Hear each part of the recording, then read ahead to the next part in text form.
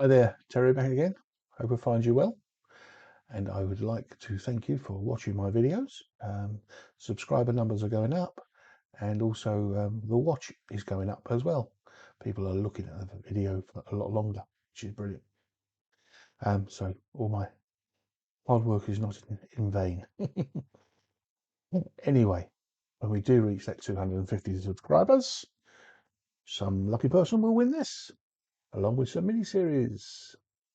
And also probably some bits and pieces I'll put in the box.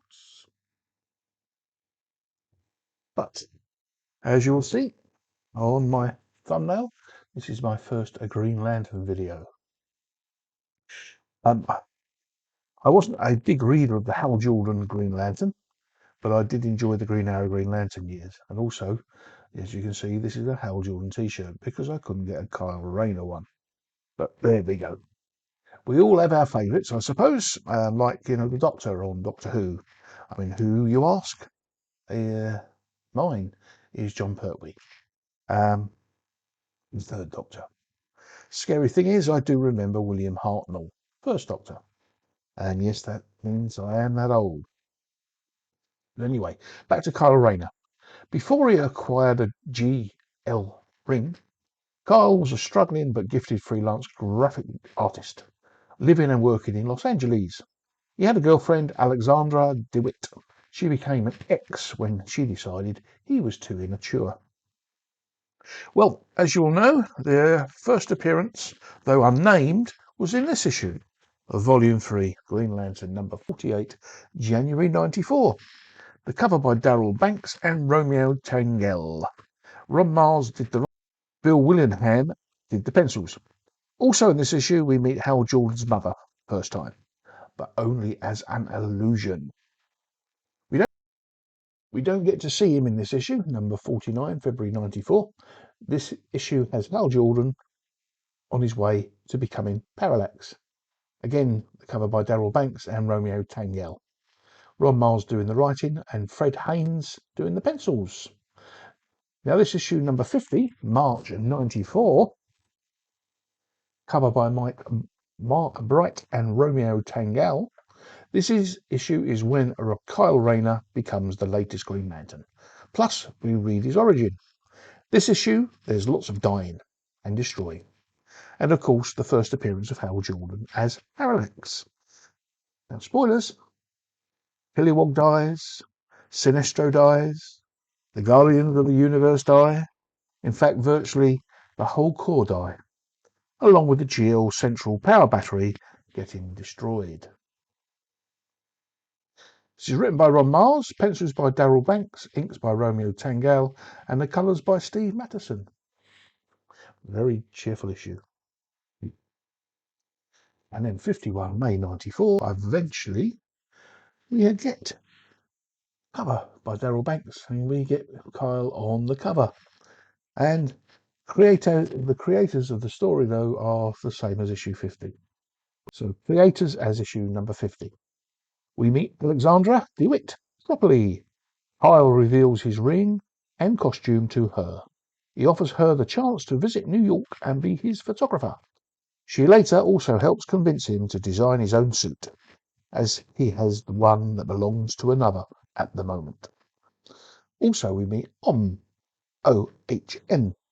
Kyle's first villain he can call his own. This is his first and only appearance, though, so far. 52 June 94, cover by Darryl Banks. Title Breaking In. Same creators as the last issue, plus Steve Carr and Jamal Eagle, with some extra pencils. Mongol attacks Kyle on a beach while Alex shoots some photos of Kyle. Mongol mistakes Kyle for Hal, who had previously imprisoned him. Then we hear 53, July 94, cover by Darryl Banks. Creators as issue 50 again. Title Rematch. Superman turns up, helping Kyle defeat Mongol. There's a question. Why isn't Kyle's ring being affected by yellow? After all, Mongol is mainly yellow. We don't get an answer to this question, at least not yet. Meanwhile, Major Force has been hired to retrieve Kyle's ring.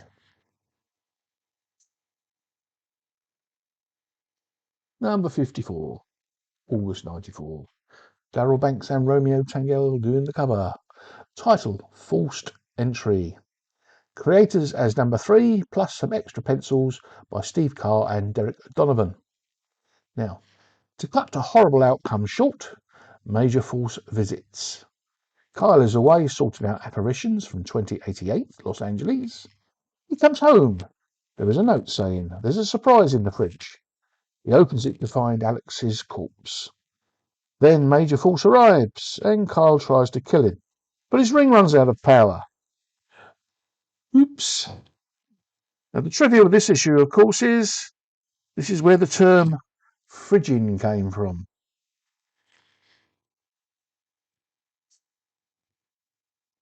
'55, September 94. Cover by Darryl Banks and Romeo Tangell. Title, Assault and Battery. Creators as number 54, less Derek Donovan, but plus Craig Hamilton. Kyle gets a beating from Major Force. He interrogates Kyle, trying to find out the origin of a glowing red rock. Suddenly, it turns into a power battery. Kyle recharges and defeats Major Force. Alan Scott, the original Green Lantern, turns up, and after the customary mistaken identity fight, Alan explains to Kyle about what Parallax has done to the GL Corps. And they need to find him and stop him.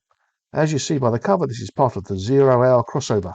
So any guesses what issue is next? And of course you're right. Number 0, October 94. And the cover this time by Darryl Banks, Romeo Tangell and Steve Buccellato. And the creators as of issue 50, and the title of this is Second Chances.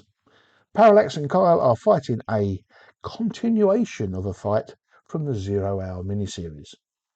There's plenty of angst moments for them. They end up on O, the Guardian's planet.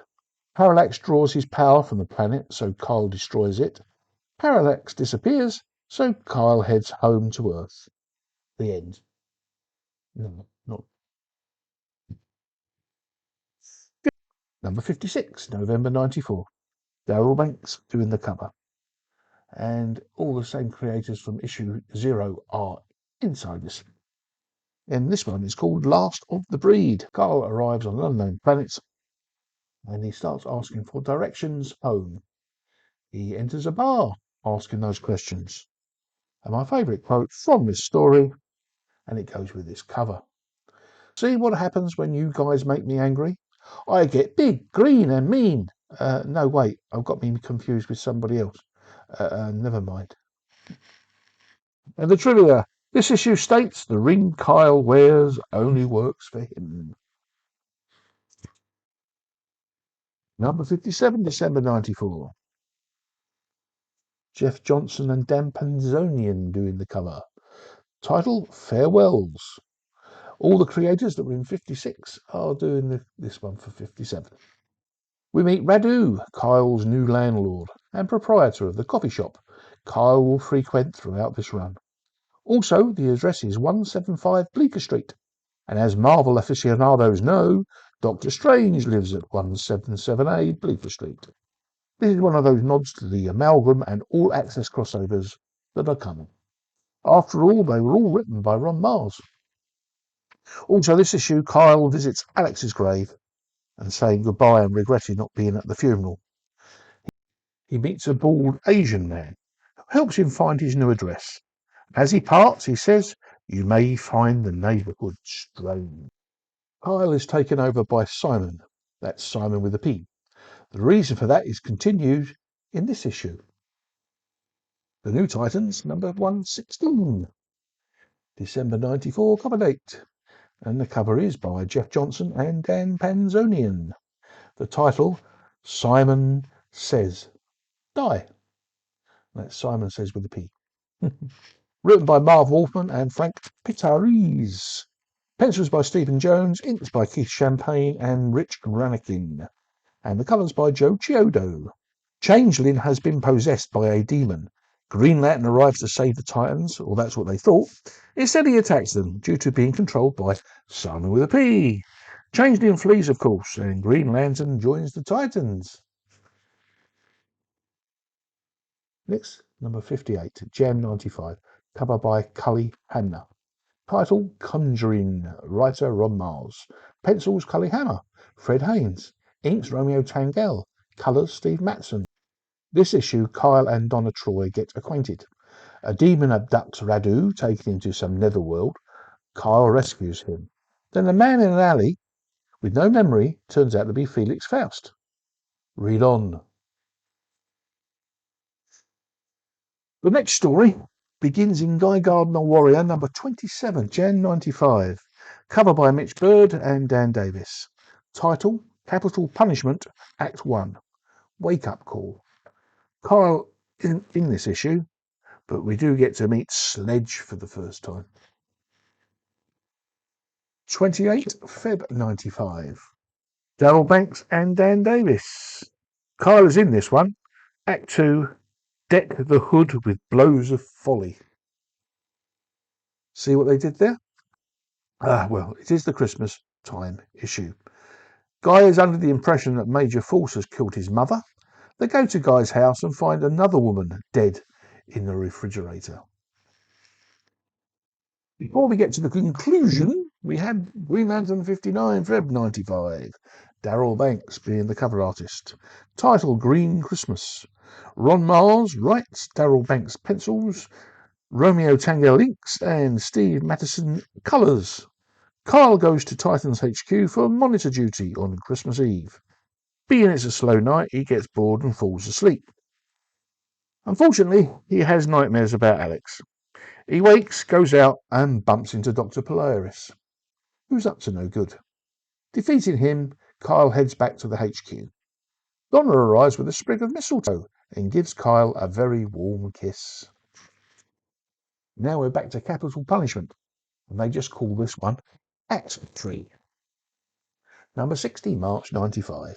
Mitch Bird and Romeo Tangell doing the cover, and the same creators inside from issue 59. Guy and Kyle face off against Major Force, and when the militia and Quorum join the fight, you need to read Guy Gardner's comic to catch up on them, Major Force escapes, coward that he is. They find him at a hospital where Kyle attempts to kill him, but he can't bring himself to execute him, despite what he has done. But Guy does, and slits Major Force's throat. Later that night, Guy and Kyle discuss their actions. It ends with Guy saying, "Face it, kid, some of us were meant to be heroes, and some of us were meant to be warriors." And the trivia of this issue reveals that it was in fact the Quorum who hired Major Force to retrieve Kyle's ring. But it wasn't their idea to kill Alex DeWitt. That's all of Major Force, who unfortunately does get better. Well, let's finish part 1 here, as a few plots and storylines have been tied up. Please leave a comment, please thumbs up. Let me know what was your favourite cover, and I will be back with part 2 soon. We're nearly at 250, as I said at the beginning, so please subscribe if you haven't already. I'm itching to get these wrapped and sent to their new home. Thanks again. See you in the next one. Thank you. Goodbye.